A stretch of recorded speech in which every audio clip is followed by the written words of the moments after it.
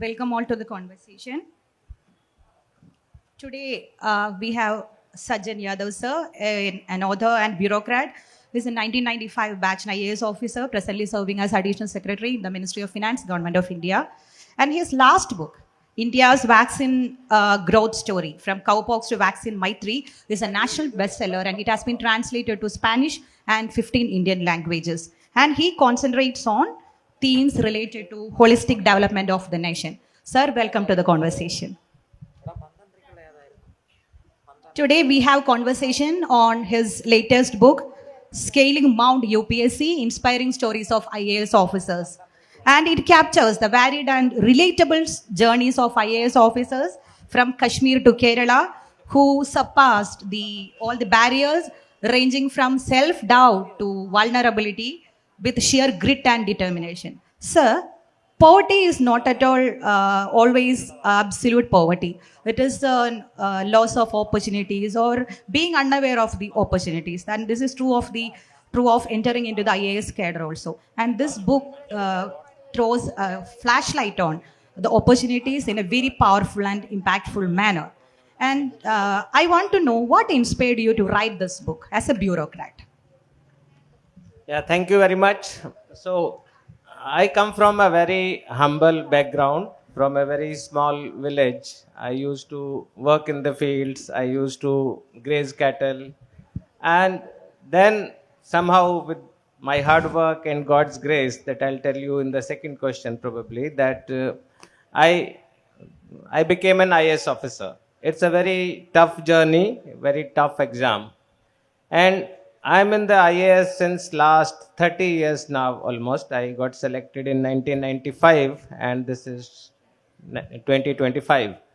So I have seen that many people, they are very, very intelligent students, very, very intelligent children in remote, rural, far-flung areas or not, also in the cities also, where they don't get the opportunity, they don't get the guidance, they don't get the confidence, they don't know what the details of the exam, they lack sometimes motivation, they keep thinking that they will do very big, they will become officers or they will do very big in life. But sometimes because of all these reasons, they don't pursue their dreams. They have their dreams in their eyes, but they don't pursue them. So I thought, let me select very young officers from very, very humble background and who has just because of their hard work, because of their proper planning, because of their strategies, they have become IAS officers recently by cracking the civil service examination. So I picked them up and I wanted to tell the stories of these officers through this book. And so that these stories will motivate lakhs and lakhs of students who appear every year, who are lost in the sea, how to prepare, who sometimes lose focus on their dreams, and who sometimes don't get the confidence, like, someone from IIT is doing the preparation, how will I succeed? Some so affluent people are taking coaching, how will I succeed? So this book tells that you can succeed. And this book also tells you the strategy to succeed in the last chapter. Sir, along with the stories of these 7 inspiring officers, you also recount your personal story of scaling the Mount UPSC. So we would like to know, sir, what inspired you to enter the service? Yes. So, of course, as I had told you, I come from very, very humble background from normal government school and then I went to college. So always I wanted that I should do something big. I lost my mother when I was 2 years old. So I was kind of living with my maternal grandparents. So, and you get to know that these IAS officers, or there is a very good career if you become IAS officer, you can do a lot to the lives of people. You can do a lot for the development of the country. You can do a lot for upliftment of your own family. And you can do a lot to motivate other children, your friends, children of your family members, and etc. So as I went to college, and in the school also I was topper all along, and I went to college and in university also I get a gold medal. So that gave me that kind of a confidence. And when you go to the college, you get a bigger exposure. You see how officers are working, how they are bringing change. You get to read in the newspapers. I subscribed that time, it was Competition Success Review magazine, which was the only magazine available. So I read about those IAS officers, and I really got motivated to pursue that dream of becoming an IAS officer. Sir, you have chosen the inspiring stories of 7 IAS officers from Kashmir to Kerala with different backgrounds. And it concludes with the chapter Becoming an IAS Officer Success Mantras. Sir, we would like to know what were the criteria or preferences in choosing the representative officers, especially because this book is aimed both for motivation and guidance. So I would say that this was selected after a lot of research. I zeroed in on these names because one, I wanted to narrate stories of the persons coming from very humble, very normal, very challenging backgrounds, because most of the students, most of the children, they come from those normal backgrounds or sometimes very, very challenging backgrounds. So that was one criteria. And I wanted to give a diverse sample of people because this book is meant for all the aspirants who want to pursue a career in IAS or in state administrative service or even in any field who has a dream and want to achieve that dream. So I went by geographical diversity, I went by gender diversity, I went by their background, and I would like to tell you that one of the officers whose story I have written in the book is son of my own maid, house help. He lived with us in that's why the title of the chapter is Leap from Servant Quarter to Bungalow.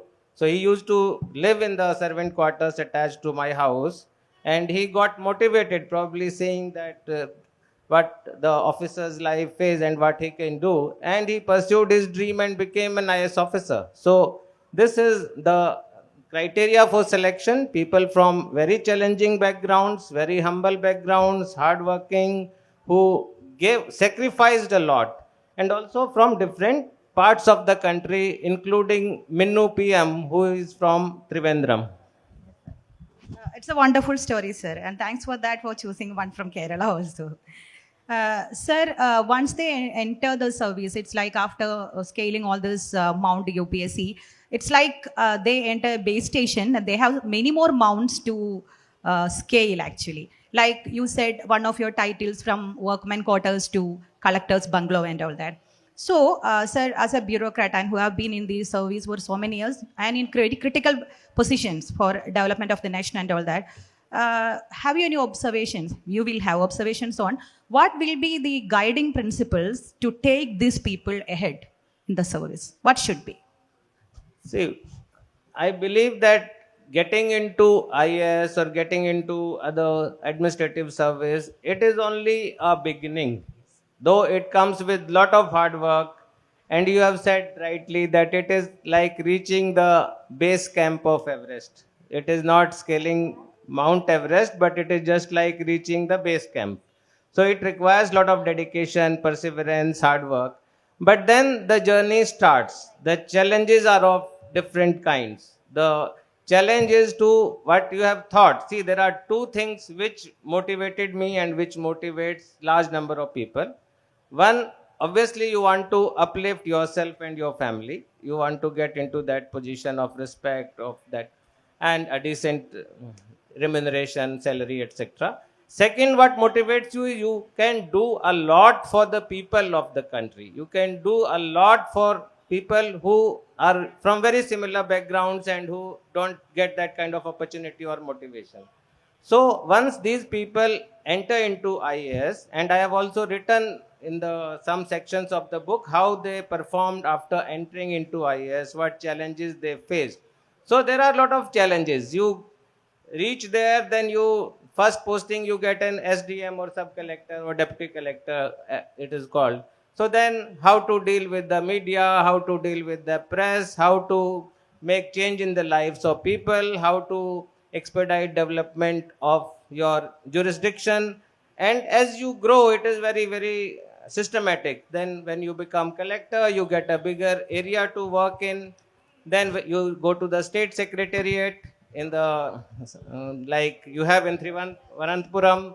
Then you are heading a department where again you have to work very hard. You have to work harder than what you work during your preparations. You have to be honest. You have to have empathy. You have to be kind. You have to kind of be very strategic. You can plan. You can make changes in the lives of people. So, and when you come to Government of India, like I am right now in Government of India, then you get a huge canvas, and sometimes only a policy line written by you can make countrywide changes. So this is what officers have to understand, that they see this exam has lot of luck also. You would be also knowing there are so many people like me who prepared but could not make it. They were not inferior to me, they were even equal or better than me. But there are a lot of chance factor, what questions you get, what questions are asked in the interview. So it is the God's fortune, God's blessing that you have been made an IAS officer. And you should be grateful every day to the God that God has given me this blessing. I should use it for making a difference in the lives of people. That's what my suggestion and my advice always is to people. Okay, sir. Sir, the compendium of stories actually contains one story of Mr. Lavish Odia. Even the name is ominous, sir. It's quite different from the others because he's a graduate of IIT Mumbai. He lived a luxurious life in Houston. And then came the call of the IAS, which was stronger than the corporate glitter. So I would like to know, sir, the experiences, the challenges, the conflicts to get into the system for those who come from an affluent background will be different from those who come from a moderate background. Have you any observations on that, sir? No, first thing is Lavish initially belongs to a very, very normal background. This is a boy who lived in Udaipur with his parents, very small traders family. Then he got with his hard work, into IIT and went to IIT Mumbai. And he worked further hard and then got selected by Shell. Shell is a very big multinational oil company. And there he had all the luxuries of life. He was traveling in business class. He was living in 5-star. He was given a credit card by the company that you can spend any amount for your food and other things when you travel. And he lived in USA, Houston for 2 years, more than 2, almost 3 years. And then, but somehow he was feeling that this life is not satisfying. I cannot do anything for my community. I can't do anything for my country, though I have a fat salary. But it is just now become a number in my bank account. It is just that number is increasing, but it is not giving me motivation. So motivation, as you know, is not always money. Motivation is not always luxury. Motivation is sometimes that fulfillment, that at the end of the day when you start thinking, what have you done throughout the day to make a difference? What is that which you have done throughout the day to thank God for what He has given you? And I think IAS provides that opportunity where you can very sincerely make difference to the lives of thousands of people by your hard work, by your planning, by working sincerely.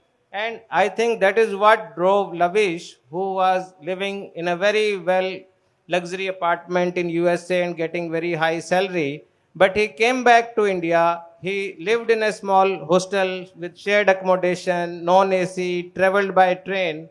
And ultimately, in his first attempt itself, he got selected into IAS. Sir, IAS cadre is always known as the impartial, sensible backbone of the administration, always. And have you noticed any changes in the nature of the cadre, adjusting to the new times, new ages, or what should do this IAS cadre do to readjust or remold itself to adjust to the changing times? I think two factors, according to me, have changed a lot. One is technology. You all know that technology has changed a lot. So earlier, as a collector, I used to travel for days to reach my, I would say, Tehsil headquarter or Taluka headquarter. I was posted in Arunachal Pradesh for 4 years. So I used to travel on foot and go there and meet people, live with them. So that is still important. But now because of technology, one is communication with people has increased a lot. So you have to make use of that communication. Then technology in terms of artificial intelligence, in terms of working for the people, in terms of planning, in terms of delivery of services, it has changed a lot. So the new officers should definitely work and focus on technology. Second, the connectivity and even the economic status of people has undergone a change compared to the earlier times. Now we have a huge food surplus. There was a time in 70s when there was no food in the country and we were uh, depending on donated food by America, that PL 360 or some scheme. So now we have overflowing food, but now our priorities have changed. We have to work for the health. We have to work for improvement in social indices. We have to work for higher education. Earlier challenge was primary education. Challenge was when I entered service, there were total literacy campaigns and other things that you have to make people literate. And literacy just meant ability to sign, just write 2 3 words. No, not 2 3 words, 2 3 letters. But now the challenge is higher education. Challenge is that we have a huge demographic dividend. So how we make use of that? How do we skill people? So the field has changed. Basics remain the same. Values remain the same. But the technology has changed. Service delivery methods have changed. And the field has changed. Challenges have changed. So we have to be updated with those challenges. Sir, after one more question, we can move on to the audience, sir. Sir, you have held important positions in critical areas like health, census, women and child development. And you have been Mission Director of National Nutrition Mission, Director of National Rural Health Mission, and already have written a number of books on holistic development of the nation also. So, sir, please, can you share some of the experiences?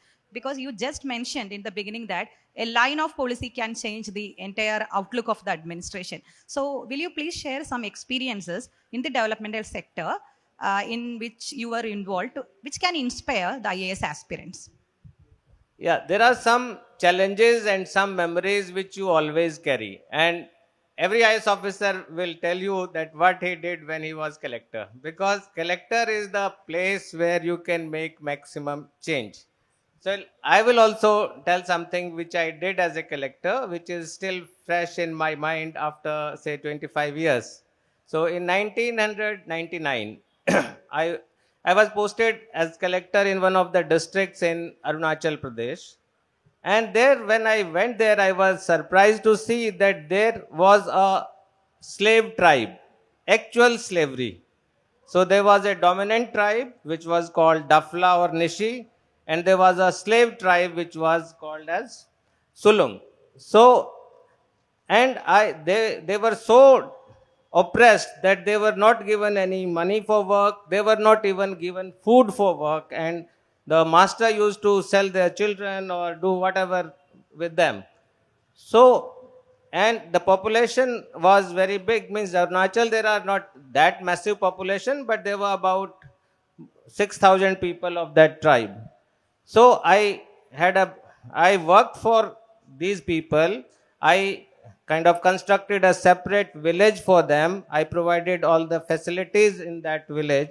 I had a big fight with the home minister who was the local MLA there, and I kind of took out slaves from his house also. So as a result, these 5,000 people at least and their future generations, I could make some change in their lives. So I still remember that. And such opportunities are there for every officer. Somewhere it will be child marriage, somewhere it will be the poor health indices, somewhere it will be malnutrition. So there are so many other things which I have done, but it's not a forum to tell about that. More to motivate the youngsters so that they can pursue their dreams. So great of you, sir. Sharing. So thank you for sharing this experience, actually. And now it is open to the audience. Audience can ask any if they have any queries.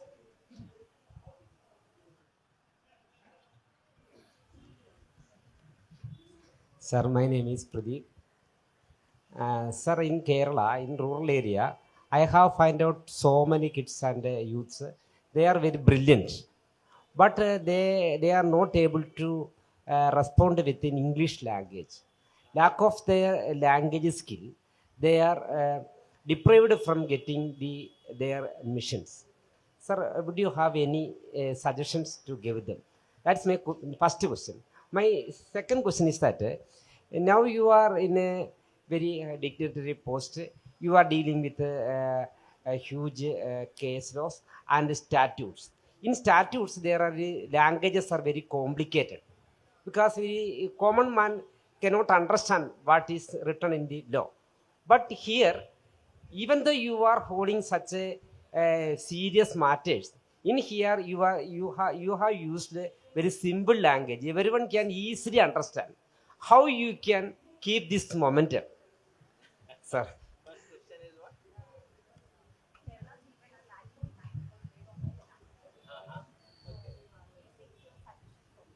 Yeah, yeah. Okay, first is about language.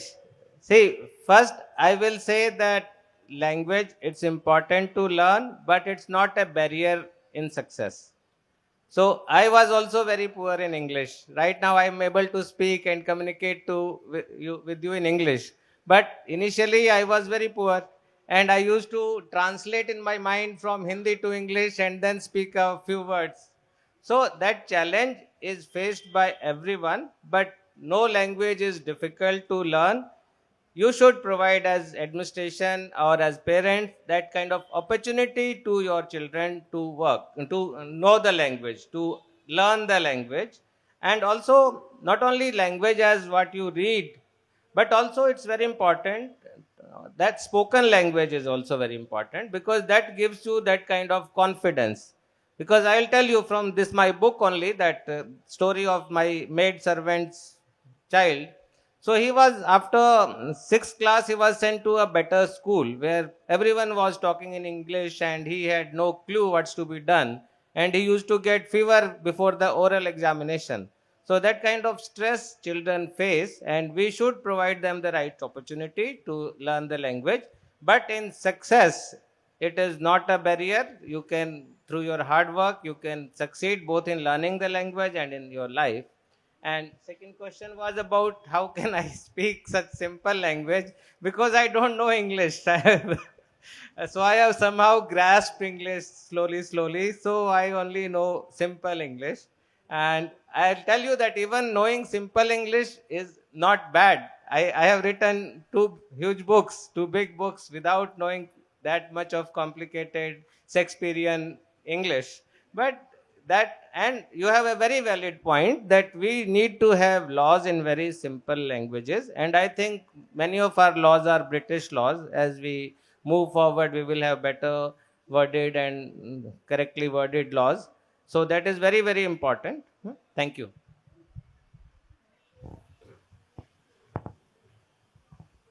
Good afternoon, sir. I'm a medical student, so an aspiring IAS officer too, probably in future. Wonderful. So my question is, is there a real need for medical professionals to switch into an as IAS officers?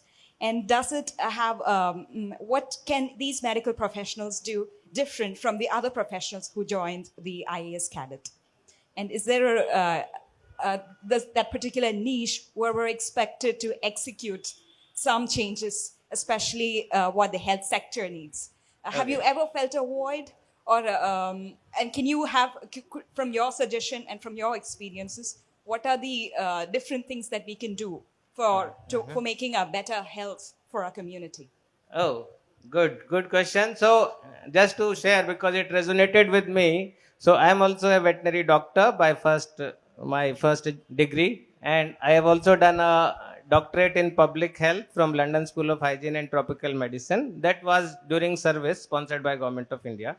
So I think medical doctors, we have a fair representation, and medical doctors should also come into IAS. Some people say we have spent so much of money on medical education, why are you leaving? But see, one is clinical treatment. So in our country, the focus is more on clinical treatment. You get fever, you go to doctor, you prescribe a medicine and you get treated. But public health has very important role, where one vaccine drive can save thousands of people. We are all saved from COVID because of vaccine or other diseases because of vaccine. So you need qualified people also at the policy level. You also need qualified people who have medical knowledge as collector, because there one is scientific learning during medical education. Second is also your domain learning. So if everyone up there doesn't know a thing about medicine or public health or health issues or health challenges, then I think the country will suffer. If we have a good representation of medical doctors, so it will reflect in health policies, it will reflect in other social sector policies also. So I would wish you very best that you should also become an IAS officer, and there are opportunities to work in the health department of the state, in the health department of Government of India. I have worked as director of the National Rural Health Mission, and I want to someday again work in health sector where I can make a lot of change in the health situation, health sector of the country. I can influence some more budget for health, etc. So that can also be done. Please read us India's vaccine growth story from cowpox to vaccine Maitri. It has been translated into Spanish and many languages also. Please read. Any other questions? Yes, please.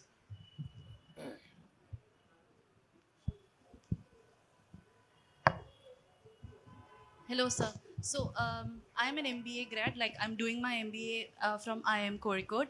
We have a lot of peers in in my college itself who have done UPSC or tried to do UPSC, and they've pursued MBA right now.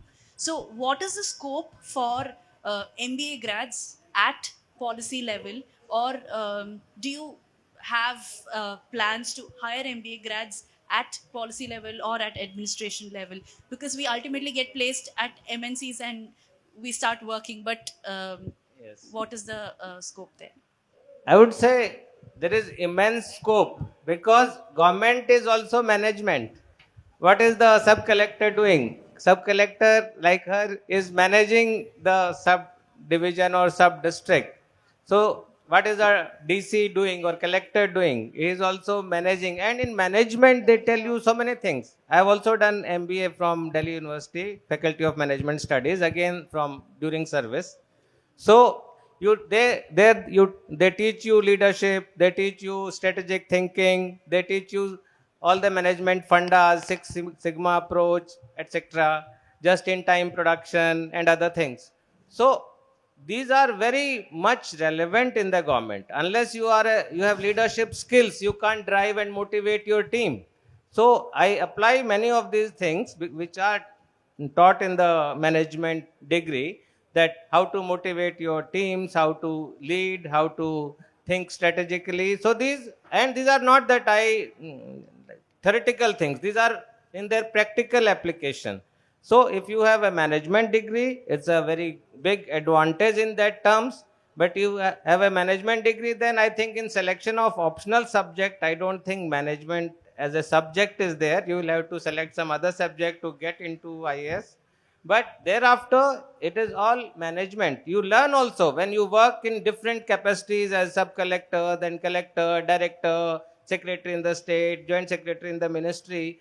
So you keep learning, you keep getting skills. In-service trainings are also there. You can study also. But that basic knowledge of a profession which comes, that to me it has come basic knowledge of that medicine through my veterinary degree, or to you from management degree. So that is very much applicable in every field, every assignment that you will have as a IAS or state civil service officer. Okay. We have much to ask him, but the time is over, sir. Thank you for the very inspiring, engaging conversation, and thanks to audience for the engaging questions also. Thank you. Thank you very much and all the best.